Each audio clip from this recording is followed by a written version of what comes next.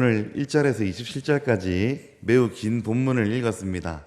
적당히 좀 중간에서 잘라서 읽어야 하나 고민을 해봤는데, 그래도 첫 절에서 마지막 절까지 다 읽기로 결정을 한 이유는 여기에 등장하는 인물들 이름들 중에 어느 한 이름도 생략하기 싫었기 때문입니다. 본문에 등장하는 많은 이름들이 다 우리의 믿음의 선배들이고 이름이 불려질 그러한 자격들이 있기 때문이지요. 오늘 본문을 읽어보면 바울이 거론하고 있는 이름이 굉장히 많다는 것에 놀라게 됩니다. 여기에 직접 거론된 사람만 27명이고 그 사람들과의 가족관계를 표현하는 것까지 합치면 더 많은 사람들이 언급이 되어 있습니다. 단순히 이름만 언급하고 있는 것이 아니라 이 사람들의 이름을 언급하면서 애틋한 마음을 느낄 수 있습니다. 이 많은 사람들을 기억하고 따뜻한 안부를 전하고 있는 바울의 모습을 떠올려 보면 마음이 참 따뜻해집니다. 바울이 안부를 전하기 위해서 부르고 있는 이름들, 이 설명들을 분석해 보면 굉장히 다양하다는 것에 놀라게 됩니다. 로마에 있는 교회 성도들에게 반영된 다양성은 당시 국제적인 도시였던 로마의 특성에 기인한 것이기도 하지만, 다양한 사람이 모여 있는 이 교회라고 하는 곳의 독특성을 보여주기도 합니다. 이름이 불린 사람들의 출신 배경이 굉장히 다양합니다. 아가야 지방 고린도 동쪽 10km 지점에 있었던 갱그라야의 베베, 아시아의 에베네도, 페르시아의 버시, 아프리카 구레네 사람 시몬의 아들 루포의 가족, 그리고 팔레스타인 유대인들, 이 명단들은 로마 지역에 있는 거의 전 지역의 출신들을 포괄하고 있음을 보여줍니다. 그리고 이 이름들에서 나타나는 정치적, 경제적, 사회적 신분도 굉장히 다양합니다. 2절에 등장하는 보호자라는 말은 상당한 사회적 지위와 부를 가지고 있는 사람임을 암시해주고, 23절에 등장하는 나와 온 교회를 돌보아주는 이라고 하는 표현이나 재무관이라고 하는 표현도 부유한 사람으로서 많은 사람을 거느리고 있는 사람이라고 하는 암시를 주게 됩니다. 11절에 언급되고 있는 나기스는 학자들에 의하면 로마 황제 티베리우스의 유복한 자유민 티베리우스 글라디우스 나기스와 동일시 되기도 합니다. 또 10절에 언급된 아리스토블로는 헤롯 대왕의 손자이면서 헤롯 아그리파 1세의 형제입니다. 대단한 고위직에 있었던 사람임에 분명하지요. 23절의 성의 재무담당관 관리인 에라스도의 경우는 비록 로마 교회에 있는 사람은 아니라고 해도 당시 유대인들이 식민 지하에 있었던 것을 기억하면, 그리고 이 당시만 해도 기독교가 공인되지 못했던 것을 생각해 보면 고위직에 있는 사람임을 알게 되고요. 정반대로 8절에서 11절에 언급된 암블리아, 우르바노, 수다구, 아벨레는 모두 로마 시대의 노예들의 이름임을 우리가 알게 됩니다. 천막업을 하던 상인도 있고, 가까운 유대인 동족도 있고, 감옥의 동료도 있고, 특히 여자들의 이름도 많이 등장하는데, 여기 등장하는 인물들 중에서 여자들의 이름이 3분의 1 정도 등장합니다. 1절과 2절에서 자매이면서 일꾼이라고 언급된 표현을 보면 유대 전통적인 경우와 달리 신약시대 교회 안에서 여성들의 특별한 역할들, 헌신들에 대해서도 생각해 보게 만듭니다. 신앙의 수준에서도 보면 7절 보시면 사도들에게도 인정받았던 사람이 있고 바울보다 먼저 신앙생활했던 사람도 있습니다. 이름이 언급되지 않았던 여러 사람들, 다양한 수준의 신앙 성숙도를 가지고 있었을 겁니다. 외적인 측면에서 볼 때 이처럼 당시대의 지역 출신, 정치, 경제, 사회적인 배경들이 다양했습니다. 그런데 이렇게 다양한 사람들을 하나로 묶을 수 있는 표현이 있는데, 그것이 바로 성도라고 하는 표현입니다. 이 많고 많은 사람들, 이 다양한 배경을 가진 사람들이 모두 성도였습니다. 바울이 이 성도들의 이름을 부르는 모습을 보면 우리가 몇 가지 교훈을 얻을 수 있습니다. 첫째로 바울은 이 사람들을 개인적으로 따뜻하게 부르고 있습니다. 2절을 보시면 베베에 대해서 우리 자매라고 표현하고 17절을 보시면 전체에 대해서 형제들 이렇게 표현합니다. 13절 보시면 루포의 어머니에 대해서 말할 때 그분은 곧 나의 어머니와 같은 분이라는 의미에서 그의 어머니는 내 어머니다 이렇게 표현하기도 하고요. 7절과 11절을 보시면 유대인 동족들을 가까운 친척들로 표현하고 10절 11절을 보시면 유력한 사람이 거느리고 있는 사람들을 권속이라고 가족들처럼 표현했습니다.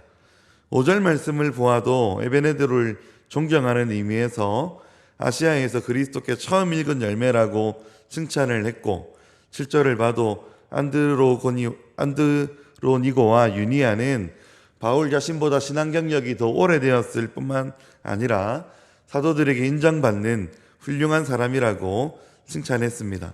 13절에서도 주 안에서 택하심을 입은 이라고 하는 굉장히 따뜻한 표현을 사용하고 있습니다. 이렇게 다양한 사람들을 복음 안에서 따뜻하게 가족, 형제, 자매, 어머니, 친척, 친구, 동료, 성도 이렇게 부르고 있습니다. 이걸 통해서 우리가 알게 되는 그리스도인의 교제의 중요한 지점이 무엇입니까? 친밀함입니다. 친밀함.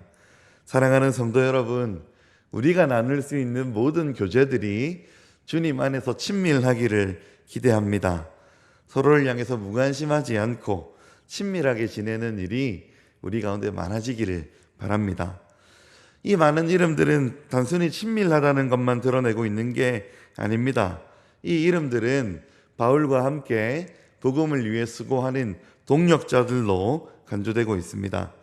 12절 보시면 주 안에서 수고한 드루베나와 드루보사, 주 안에서 많이 수고한 버시, 또 6절을 보시면 너희를 위해 많이 수고한 마리아에 대해서 이야기하고 있습니다. 9절에서 바울은 노예의 이름을 가지고 있는 우르바노에 대해서도 우리의 동력자 이렇게 부르고 있습니다.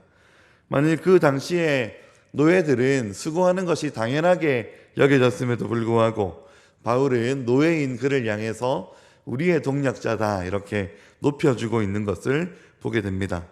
베베는 바울과 여러 동력자들의 보호자가 되어주면서 그들을 지켜주고 도와주었고 4절 보시면 브리스가와 아굴라는 바울을 위해서 목숨을 잃을 위기조차 감수하였습니다. 당시 교회는 모두가 사랑하는 동력자들이었습니다. 복음과 교회를 위해서 기꺼이 수고와 헌신을 다짐하는 사람들이었습니다. 이것이 얼마나 아름다운 이름들인지 모릅니다. 이 이름들을 통해서 우리는 성도의 교제는 복음을 위해서 서로 함께 동력하고 수고하는 것임을 알게 됩니다. 성도의 교제는 알고 있는 사람 혹은 바울이 특별한 일로 안부를 부탁하는 사람에 그치지 않습니다. 그리스도의 모든 교회들 사이의 교제로 확장되고 있음을 보게 됩니다. 성도의 교제는 바울과 함께 아가야에 있는 다른 사람들과의 연결로 이어집니다. 21절 보시면 아가야에 있는 바울의 동력자들인 디모데가 안부를 전하고 22절에 보시면 편지를 대신 써주고 있는 더디오가 안부를 전하고 23절 보시면 바울과 그 동료들을 위해서 생활 지원을 해주고 있는 가이오가 안부를 전하고 또 관리인 에라스도와 그 형제 구아도가 안부를 전하고 또 친척과도 같은 동족인 누기오, 야손, 소시바다가 안부를 전합니다. 아가야의 교회들과 바울이 증거한 복음의 소식에 대한 이야기에 등장하는 사람들이 안부를 전하는 것입니다. 떨어져 있지만 모두가 무관한 사람으로 여기지 않고 복음 안에서 한 형제고 자매로 친척으로 동력자들로 여기고 얼굴 보지 못했지만 가족이요 동료로 여기면서 따뜻한 안부를 전하고 있음을 보게 됩니다. 바울은 로마에 있는 다른 교인들을 향하여 이 사람들에게 특별히 안부를 전해주기를 부탁했습니다. 일부러 찾아가서 수고를 인정해주고 그 믿음의 경륜과 교제를 인정해주고 찾아가서 문안하도록 부탁했습니다. 말뿐인 교제와 인사 정도의 교제가 아니라 그 이상으로 실제적인 도움을 제공해 주도록 부탁하고 있습니다. 16절 말씀 거룩하게 입맞춤. 이게 우리 문화에서는 생소하지만 이성끼리의 입맞춤이 아니라 가족들 간의 친밀함을 표현하는 입맞춤이지요. 서로 적극적으로 문안할 것을 요청하고 있습니다. 본문의 문안의 부탁들은 성도들이 서로를 인정해주는 말과 그 수고에 대해서 칭찬해주는 말과 사랑을 표현하는 일에 애써야 하는지를 잘 드러내 보여주고 있습니다. 교제를 위해서 우리가 적극성을 드러내야 한다는 것입니다. 서로 세워주고 안부를 묻고 칭찬하는 일에 사랑하는 성도 여러분, 인색하지 마시기를 바랍니다. 동시에 말뿐만인 문안이 아니라 진심으로 사랑하고 진심으로 세워주고 필요한 것이 있으면 채워주는 일들이 우리 가운데 있기를 기대합니다. 여러분, 이런 성도들의 교제를 싫어하고 깨부수고자 하는 세력이 있습니다. 마귀 사탄입니다. 사탄은 성도들의 따뜻하고 친밀한 교제와 복음을 위한 수고를 방해합니다. 성도의 교제에 찬물을 끼얹고 다투게 만들고 미워하고 원망하게 만듭니다. 어디까지 합니까? 서로 원수될 때까지 그렇게 합니다. 오늘날 교회마다 갈등이 없는 교회가 없고 상처가 없는 교회가 없습니다.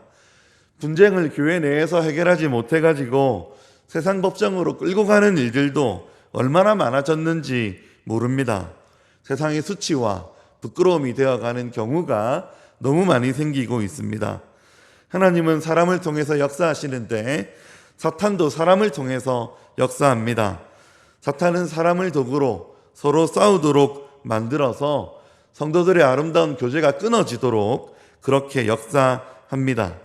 바울은 로마 교회에 이 일을 경계하고 대비하도록 권하고 있습니다. 한 아버지를 섬기는 가족 공동체인 교회가 분쟁하고 넘어지는 것을 우리는 적극적으로 경계해야 될 것입니다.